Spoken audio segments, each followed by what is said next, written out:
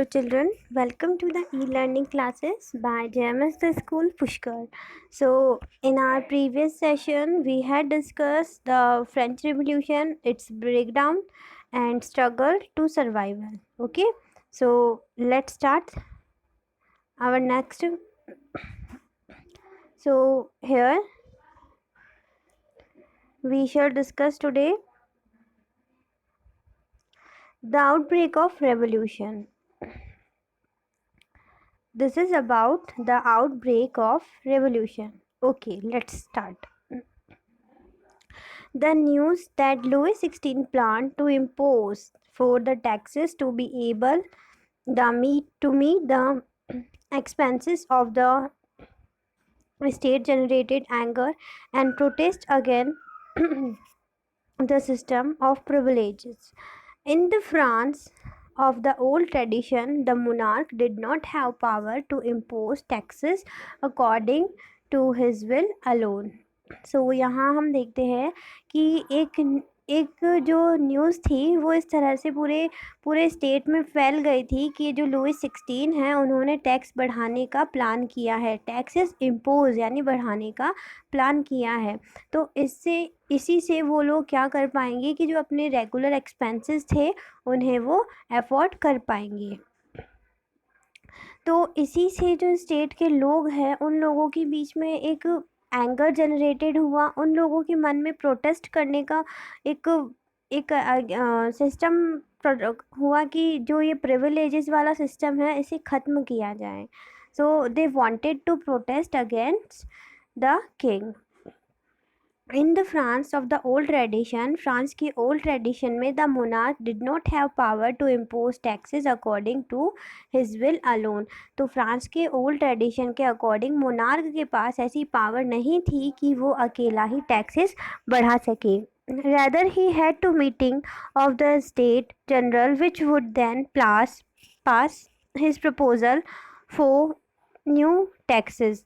The state general was the political body to which that three states are and their representative. So यहाँ that कि ना अगर यहाँ पे देखा हमने कि को पावर नहीं थी अकेले टैक्सेस इम्पोज करने की। सो उन्हें स्टेट जनरल के साथ मीटिंग करनी होती थी और उनके सामने अपना प्रपोजल रखकर ही पास करना रहता था कि अब टैक्सेस बढ़ाए जाएंगे या न्यू टैक्सेस का सिस्टम क्या रहेगा।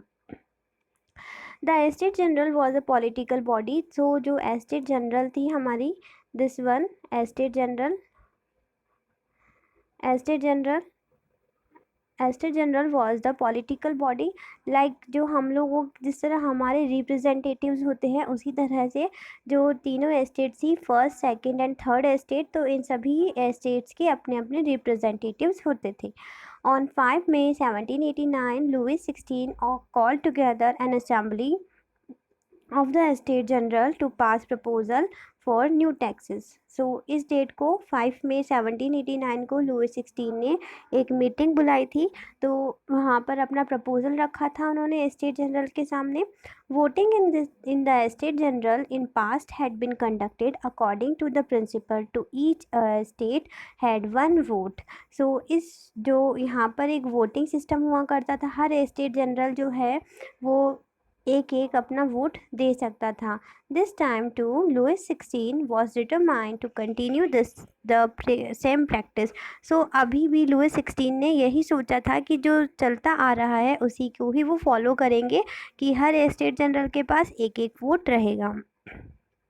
But the member of third estate demanded that voting now be conducted by the assembly as the whole where each member would have one vote.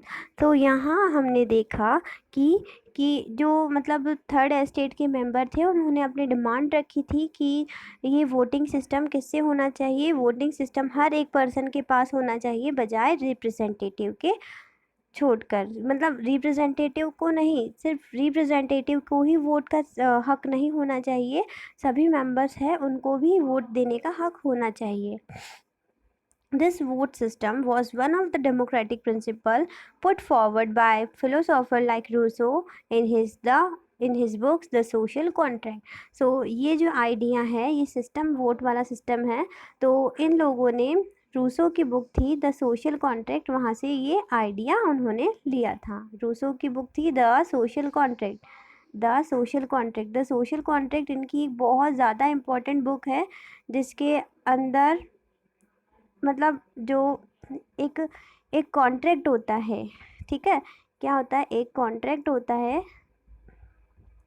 King और उसकी जो जनता होती है, सिटीजन्स होते हैं उनके उनके बीच में, जो कि सिटीजन्स अपनी पावर्स जो है किंग को इसी शर्त पर सौंपते हैं, इसी शर्त पर देते हैं कि किंग प्रॉमिस करता है कि मैं आपकी जो भी प्रॉब्लम्स होगी उन सब को सॉल्व करूँगा और मैं आपको हमेशा प्रोटेक्ट करूँगा, किसी भी चीज़ से आपको हमेशा प्रोटेक्ट करूँगा जो आपके अगेंस्ट होगी। So that was given in the book social contract. Okay. When the king rejected this power proposal, members of the Third Estate walked out of the assembly in protest. They declared themselves a national assembly and swore not to be disappear there till and drafted a constitution of France that would limit the power of the monarch. ये यहाँ hand लिख दिया मैंने, and आएगा, this will be and. Okay. तो उन्होंने अपने आप को यहाँ, जब किंग ने अपना प्रपोज़ल रिजेक्ट किया था, थर्ड एस्टेट का रखा हुआ प्रपोज़ल, तो थर्ड एस्टेट वहाँ से निकल गई थी असेंबली से, और उन्होंने अपने आप को एक मतलब एक साथ कलेक्ट होके यहाँ बोला था कि हम अपने आज से अपने आप को नेशनल असेंबली डिक्लेयर करते हैं और कसम खाते हैं कि जब तक कॉन्स्टिट्यूशन ड्राफ्टेड यानी बनेगा नहीं पूरा, तब तक हम जो है कि हम लोग नेशनल असेंबली ही रहेंगे, और जो हमारे पावर है मोनार्क की उनको लिमिटेड करेगा constitution. But after some time the king order troop to move into Paris. But कुछ टाइम बाद में क्या हुआ था कि किंग ने ऑर्डर दिया कि अपनी ट्रूप को पूरा ऑर्डर दिया था कि आप पेरिस में जाकर पूरी जगह खड़े हो जाओ, मतलब अपना कुल मिला के टोटली उन्होंने ये बोला था कि पेरिस में आपको जाके खड़ा होना है, दैट क्या हो रहा है क्या नहीं हो रहा है सबका ध्यान रखो। अगर किसी भी तरह की प्रॉब्लम हो, तो अगर वो लोग कोई प्रॉब्लम क्रिएट करते हैं तो उनके ऊपर आप जो भी अपनी तरफ से पनिश करो उनको, ये सब उन्होंने किंग ने कहा था। On 14th July, the agitated crowd stormed and destroyed the Bastille. तो 14 जुलाई को जो मतलब गुस्से में आई हुई भीड़ थी, यानी थर्ड एस्टेट जो लोग थे उन्होंने बहुत गुस्सा आ रखा था, तो वो उन लोगों ने जाकर बेस्टाइल को जाकर डिस्ट्रॉय कर दिया। सो ये जो बेस्टाइल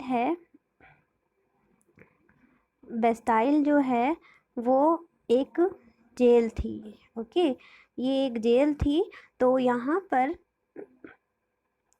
पर किंग उन सिटीजन्स को पनिश करता था। तो जिस तरह से हमें भी गुस्सा आता है, तो हम हमारी सब जो गुस्सा आता है उस चीज़ को सबसे बिल्कुल डिस्ट्रॉय करने की सोचते हैं ना। तो इन द सेम मैनर कि यहाँ पर भी किंग जो गुस्सा आए हुए थर्ड एस्टेट लोग थे, तो उन्होंने उस जेल को तोड़ दिया, मतलब बिल्कुल डिस्ट्रॉय कर दिया। Faced with the power of his revolting subject, Louis XVI finally accorded recognition to the National Assembly and accepted the principle that his power would from now on,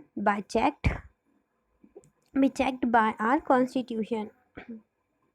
सो इन सब रिवॉल्टिंग सब्जेक्ट को देखते हुए कि Louis 16 ने ये चीज़ accept करी कि जो नेशनल असेंबली है उसे रिकॉग्निशन मिलेगी, और जो भी प्रिंसिपल्स होंगे here the spelling of principle is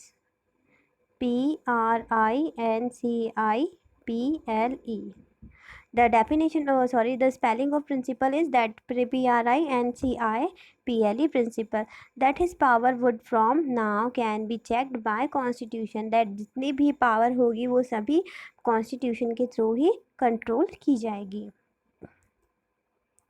On the night of 4th August 1789, the Assembly passed a decree abolishing the feudal system of obligation and taxes.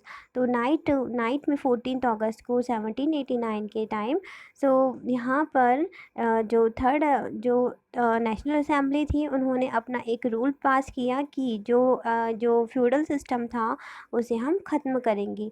Feudal system क्या था, मैंने वैसे आपको स्टोरी में बताया था. फ्यूडल सिस्टम था कि जो टैक्सेस लगते थे ना, एक जो ज़मींदारी वाला कर्ज लगता था, कि जो लैंड टैक्स होता था, उसे हमने फ्यूडल सिस्टम बोला था.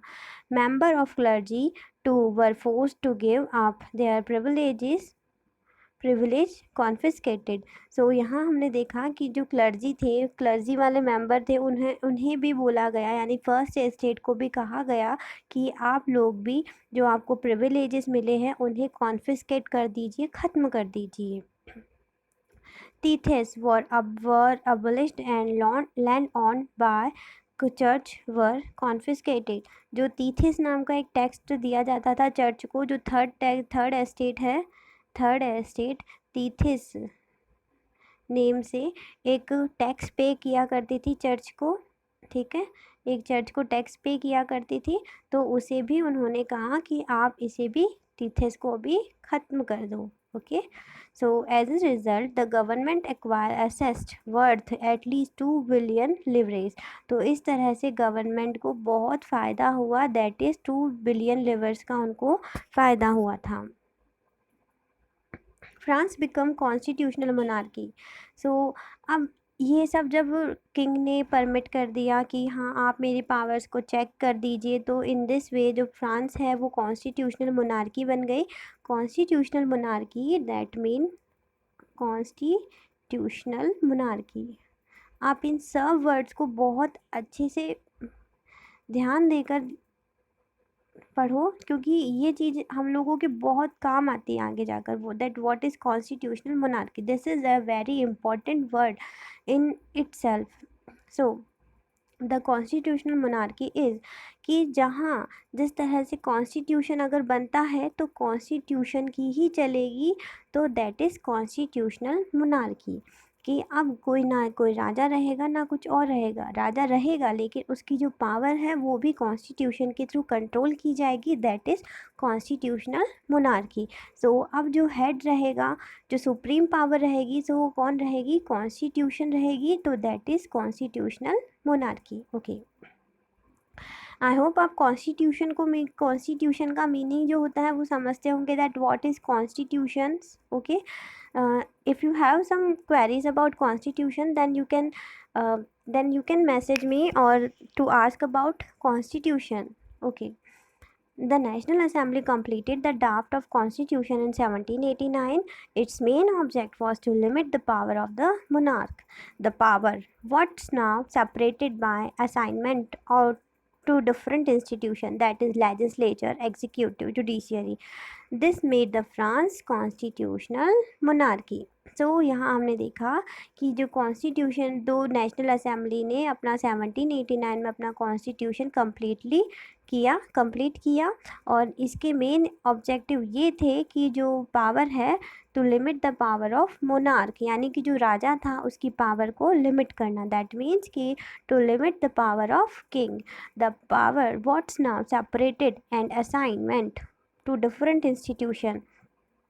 और जो पावर्स है सारी, उन्हें तीन अलग अलग इंस्टीट्यूशन में, तीन अलग अलग ऑर्गन्स में उनको डिफरेंट अलग अलग सेपरेट कर देना. That was legislature, executive and judiciary.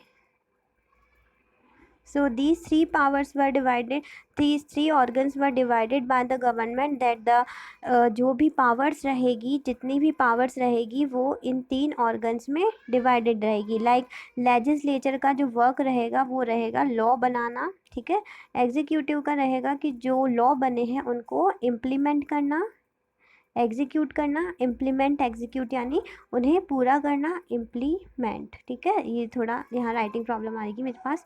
और जुडिशियरी का काम था कि एक तरह से जो जस्टिस होता है वो देना. जस्टिस प्रोवाइड करना, कि जो सिटीजन्स हैं उन्हें जस्टिस प्रोवाइड करना। तो सेम दैट ऑर्गन आप हमारे इंडियन सिस्टम में भी देखते हैं कि हमारे यहाँ पर भी इंडियन में भी that legislature, executive and judiciary, three organs of government are formed to separate the power. और ओके, देन आ जाएगा यहाँ पर this made the French constitutional monarchy. So in this way we saw that the constitutional monarchy has been formed in France, that France में constitutional monarchy बन गई। ठीक है, आगे है हमारे 1 minute. The Constitution began with the Declaration of Rights of Man and Citizens। The Constitution जो है उन्होंने, वो जो Constitution था वो किससे स्टार्ट हो रहा था? Declaration of Rights of Man and Citizen। That mean जैसे कि हम लोगों का Constitution है वो स्टार्ट होता है we the people of India have solemnly resolved to constitute India into in the same manner that जो फ्रांस का Constitution था वो declaration of the rights of man and citizen से स्टार्ट होता है। Rights such as the rights to live. अब यहाँ जो हमने राइट्स की बात की थी तो वहाँ राइट्स कौन कौन से